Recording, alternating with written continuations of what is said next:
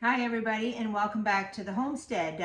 Today we're going to be, we're going to be looking at something kind of cool. I've not looked at it. We're going to kind of unbox it. I got it for a birthday gift over a year ago. Not this birthday, but my birthday before. My birthday's in December. So I've had this over a year and I haven't gotten it out of the box. Few reasons for that. One, we were in a little bit of chaos here in the kitchen because of a fire, and we weren't building back our kitchen very quickly. We still haven't actually finished building back our kitchen, which is why all my videos are always on the kitchen table, because I actually don't have any counters. But anyway, we're working on that, and even though we have all these problems and everything is not perfect, and trust me when I say it's not perfect in this room, it is not perfect in this room. We are still carrying on with the homesteading and carrying on with the with the preserving of food, because we don't have a choice. Not everything in life can be perfect, so we have to go with what we got, and that's what we have to do. But I got this a year ago, and now I'm going to get at it, and I'm going to see how this thing works. I have never dehydrated food before, but I want to make some bouillon, and I need this to dehydrate my mushrooms so I can make some beef bouillon. So let's have a look at this thing. It is, let's see here, it is a how do you say that? Kwasyo dehydrator, right? So here, come with me as we look at this. Here it came with a nice little recipe book, and there's some little bit of instructions. I have a little baggie here. Let's have a look at this. Ooh, and this little set of tongs and the power. And I guess this is the door, or the pulley for the door. All right, let's take this out of the box here. Let's have a little look.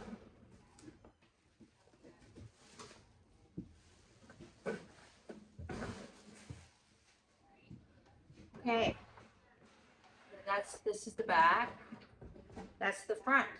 I have 6 trays here. Let's read some instructions on this. I guess first I should put on the door handle. It has a little latch here at the side. I need a little, it should be a 2-second job here. I have a, I might go get it, thing I made. Just out of scraps of material, and I just kind of quickly sewed it together. It's not perfect. It's actually far from perfect, but I had a bunch of these little screwdrivers, and I thought, I had a whole whack of them, and I thought I need a little something to put those screwdrivers in so it's nice and handy. These are all flatheads. I need a star. Sure, oh, there's a star right there. Okay. So we're just gonna unscrew that. There we go. I keep that in a drawer over there, and so, you know, little kids' toys or whatever, I know right where to go and get it. I just made that this year. This is in my attempts to make myself organized.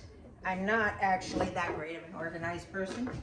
So what I figured I'd do to help myself out on that is to do little things like that. You know, try to find the areas in your life that, you know, how often are you looking for a little screwdriver? More often than not. And you know you got it in a drawer somewhere, and then you can never find it. It doesn't help. Oh, there we go.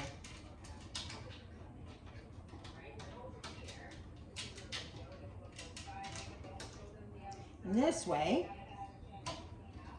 you always have one now.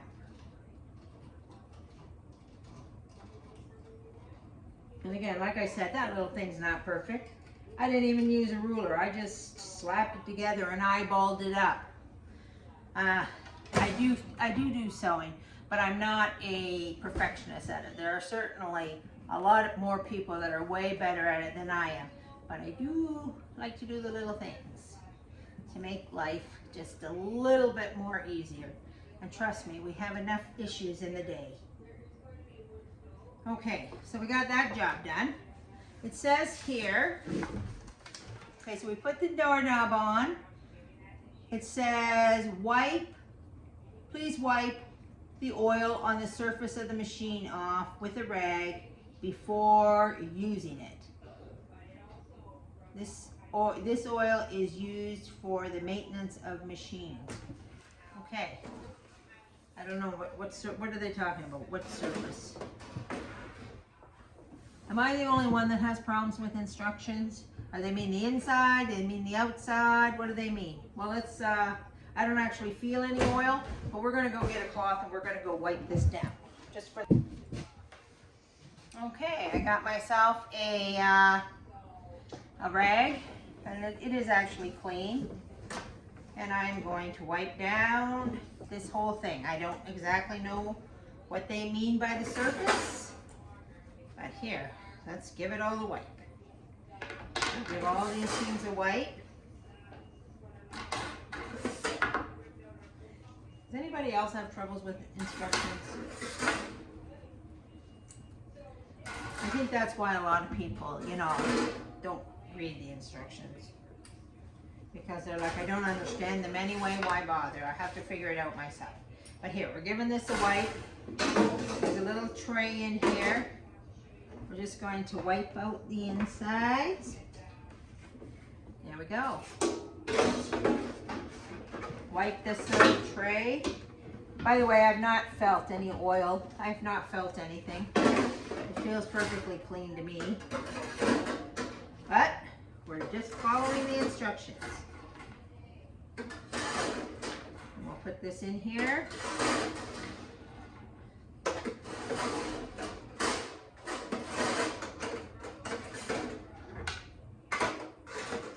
Okay, there we go. Now it says to disinfect. Please disinfect the machine for 1 hour the first time to use it without putting any food in it. So 1 hour at 90 degrees. The bad smell will disappear after the disinfection. Okay, so I have to disinfect this. So I have to run it for an hour, and I'm not even exactly sure how we run it. And I'm also not entirely sure what to disinfect. Like when I disinfect things, I use a cleaner, like I use a disinfectant. Like surely they don't want me to put a disinfectant there. I don't think they do. Like that's not clear. Like that, they use the word disinfect, but they don't say it with a chemical, they don't say without a chemical, they don't say anything. But I'm going to say without a chemical, that I'm just burning off, I don't know, rubbers, whatever. Apparently there's gonna be a bad smell. So I've got my extension cord on here ready to go because, like I said, we're at a bit of a disadvantage here. We don't have counters.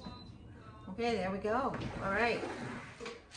So let's turn it on. Let's 1 hour. I think that should be 1 hour, not 1 minute. And it's the temp. Said 90 degrees. So there we are, guys. You see that? 1 hour at 90. Oh, there it goes. I better put it down. What's that? Okay, wait a minute. I have a Fahrenheit and a Celsius. 90 degrees Celsius. All right, guys. Oh, this is kind of open. There's a little latch here on the side. There we are. All right, we'll let this disinfect for an hour and we'll be back. Okay, so we've disinfected our dehydrator and now we're ready to put our mushrooms in it. It says here in our book, luckily we have a recipe book, page 30. It tells me to clean my mushrooms with a damp towel to get the grit off. Avoid washing with water. While this won't harm your mushrooms, it can cause them to darken during the dehydrating process.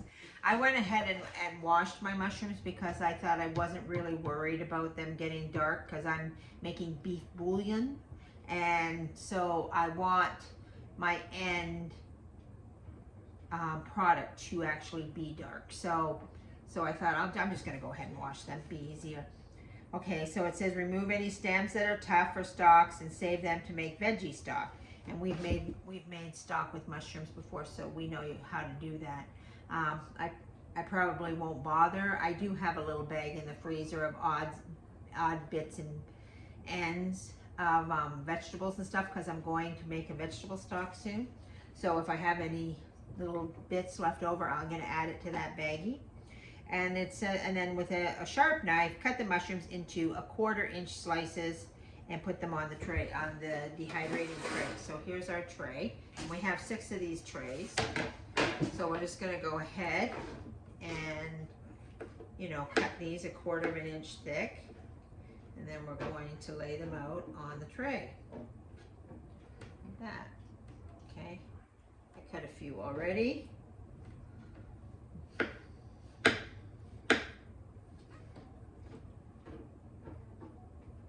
Now I'm guessing that we don't want these on top of each other. We want them to lie flat on the tray. I've never done, like I said guys, I have never done anything like this before, so this is something new for me, something new for you. We'll save that little bit to go into the stock pot.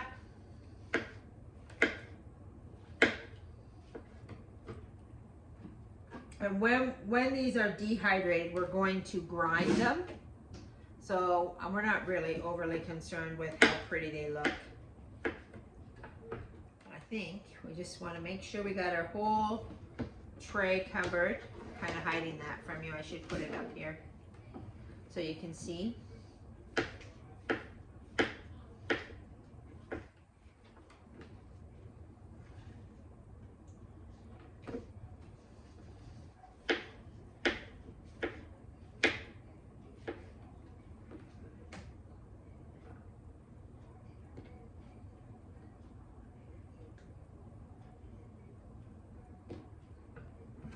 There we go. Remember, want them all laying nice and flat in our little dehydrator. Oh. So many exciting things to make with that. Fruit and beef jerky. We can make beef jerky with this. So we have a recipe for it in there, so I can't wait to try that out. It's going to be so much fun.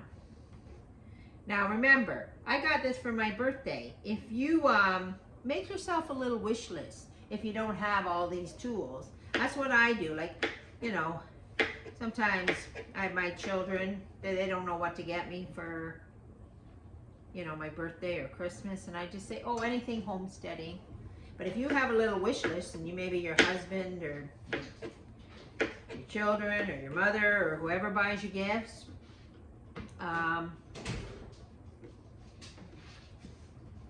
put these things on that. Put these things on that wish list. Put on a pressure cooker. I mean, this thing is worth. I mean, obviously it was a gift, so I didn't buy it, but I did look it up to see exactly how much. Because these dehydrators, they can go up into the thousands of dollars. But this little one here, I didn't exactly find it on the internet. I mean, I didn't look real hard, but it didn't just come up. But my guess is it's probably around $100, maybe $125 to get something like this. So there we go, another little tray, and we'll pop that in there. Okay, so got our last one in. We got 6 trays of mushrooms all in there. Now, our recipe says, let me make sure I got that in there on the, I didn't put it in right, on the little rack, all right. There we go. So, our recipe says 555 degrees Celsius for 3 to 6 hours. Now, I have never dehydrated anything, so I have no idea. 3 to 6 hours. That's a little bit of a, you know, that's a big time difference there. 3 hours. It can take as So I think I'll go with 4.5 hours. I don't actually know that you can over dehydrate things. I don't know anything about dehydration. I've never ever done it before. So this is all a learning curve. We're never too old to learn something. So let's turn it on. Our time, and I decided 4.5 hours is what we would go, and our temperature 55. Okay, wrong button. This button over here. Okay, so 55. There we go. So there we go. And now it's got a nice little clock there, and we're counting down. Here, let me turn around and show you. Okay, guys. There's our clock, 4.5 hours at 55 degrees Celsius.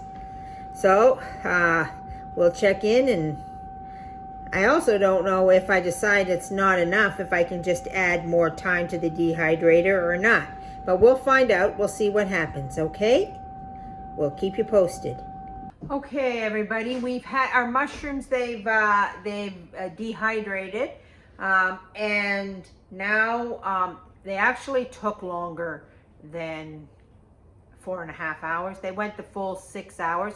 I had to add another 1.5 hours because they were still kind of spongy at 4.5 hours. So I did add the full 6 hours. So why don't we have a look at what we've got here? Up here, can you see in there? Okay, so we got this little lock clip at the side. We'll open that up. And here are our mushrooms. Wow, they sure dehydrated. That was full, and now it's, so there's a couple things here to do with dehydrated mushrooms. One of them is that I could just take a jar and just fill these up with a jar. When I'm making a stew or a soup or something, I could just throw them in that, and then once they hit the water, they'll rehydrate, and you can have mushrooms and stuff in your stew. And I might do that because, you know, we did the pressure canning of the mushrooms. Well, first of all, I have to see exactly if I like a hydrated mushroom rehydrated, but I am going to give it a try to see, because this was a lot easier than what we did than pressure canning the mushrooms. But for today, I had my mind set on making a beef bouillon. So what I'm going to do with these mushrooms is I'm going to grind them up. So I have a this is a coffee grinder or a nut grinder. So I'm hoping that this works. I've never done this before, but we'll see what happens. All right, so I'm just going to put the mushrooms in here and see what happens.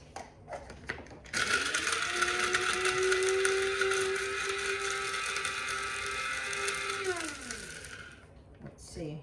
Whoa. Yeah, definitely. Mushroom powder. There we go. Okay.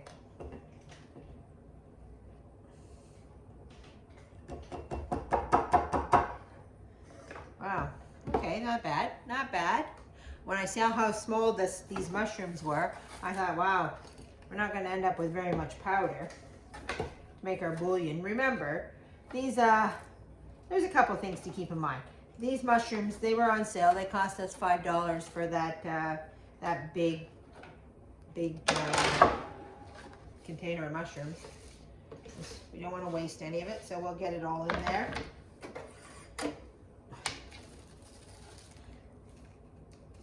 I mean, one of the reasons we do this is for cost effectiveness, but also too, we do it, oh, wasting. Can't do that. No wasting. Let's put this thing in here so it sits right. One of the other reasons we do it is so that we have a stocked pantry, right?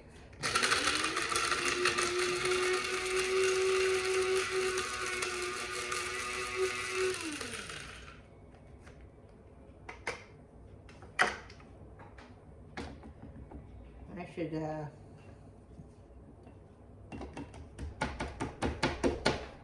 I do gotta say, this is very cool. You know, it's very cool to make your own product. It's like a hobby, you know? I mean, nobody's going to say any of this stuff isn't work. But you got to have something to do. It's what makes life rewarding and fulfilling, is to do things and to create things. And, you know, to be self-sufficient, self-reliant. So it's fun and it's rewarding, but you just got to put the work into it. So I'm gonna go ahead and finish up all these mushrooms, and we'll take a look and see how much mushroom powder we get. All right, guys. So I got 1 whole cup. This is 250 milliliters. We're in Canada, so that's what our jars are. But basically, this is a cup. This is basically, you know, an 8 fluid ounce jar, or 250 milliliters. So I got 1 cup of ground mushrooms out of that big box of mushroom. And I'm really excited. I'm really excited to use this thing more. I'm really excited to make my bouillon. I'm really excited for a lot of things. I just can't wait to get at it. But now I have this thing, which was in a box. And as you know, my kitchen is not exactly in the best of operating conditions. I'm you know, living without counters, and I got a few other problems. And I don't have a lot of cupboards. Well, I don't have any cupboards. I do have some hutches, and I do have this one cupboard that I bought, especially for my mini appliances, because I have a lot of them. And if you're in, having the fire gave me an opportunity to redesign my kitchen so that I could use it to maximum benefit. When you do a lot of commercial cooking, you know, a traditional family kitchen is not, you know, it's not the most practical. The cupboards didn't work for me, so I'm not putting cupboards back in. I'm doing different things. So, I mean, I'm going to take you along the ride so you can see what I do with that. But now I have another piece of equipment that was in a box. I'm not putting it back in a box, and I have to find somewhere to put it. So I want to show you guys where I keep my mini appliances, and see what you think. Okay, this is it here, guys. This is the hutch that I bought to keep my mini appliances in. And this actually is a computer desk. I bought this for $100 on Kijiji. Let's open it up and see what I got going on, okay? So you can have a look. Okay, so here, this is my Ninja slow cooker. This is an air fryer. I don't think there's anything behind that. This is my deep fryer. This is my Ninja food processor. Back here is an Instapot. This here is a panini maker. We don't use that very often, but we have it. This here, empty spot, where I think I'm going to put, no, I'm not. I'm going to put my my dehydrator up here. This is just full of odds and sods that are not normally going to be in here. Back here I have a lot of thermolated coffee urns that I use a lot. But I'm going to probably find I have a pantry cupboard, so I'm going to take this stuff out of here, which has just been in here temporary, and I'm going to put my dehydrator there. Down here, see, this was a computer desk, so I find this really helpful. I have papers for wraps and doilies for things, but under here, this is my griddle. Oops, my griddle. My pancake griddle, or when a lot of people come over. This here is a three-in-one slow cookers, which I make dips and stuff in. There's a yogurt maker. Down there is a meat slicer. In these drawers, which I want to eventually put some pots and pans, I just have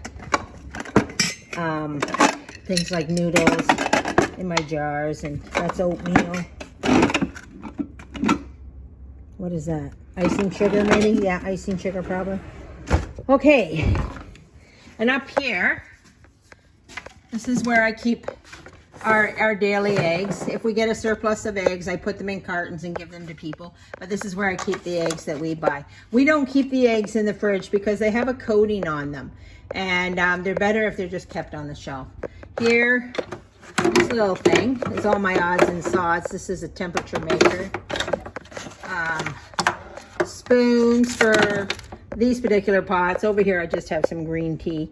But basically, that's it. This is a, like I say, this was a computer desk. And I paid $100 for this. And I knew when I saw it that it was going to be used exactly for all these mini appliances. So I'm going to clear this spot out here, get rid of this stuff because it's not really meant for this cupboard. And that's where my dehydrator's going. My KitchenAid blender sits here. I've had it out on the counter. The counter, not much of a counter, but where I prepare stuff over there in the corner by the stove. And yeah, that's it, guys. So that's it for today, guys. Hopefully you found this video helpful or interesting, maybe encouraging to help you get started, you know, do some things to save money, to build a pantry, and to be prepared. Like, we need to be prepared. We can't depend on, you know, factories to do all our work for us. We have to get down in the nitty-gritty and do it. So if you want to see more content, if you want to, please like and subscribe. It helps me. It helps me to grow this channel. I'm trying to grow it. So yeah, like and subscribe, and we'll see you next time on the Catholic Homestead. God bless everybody.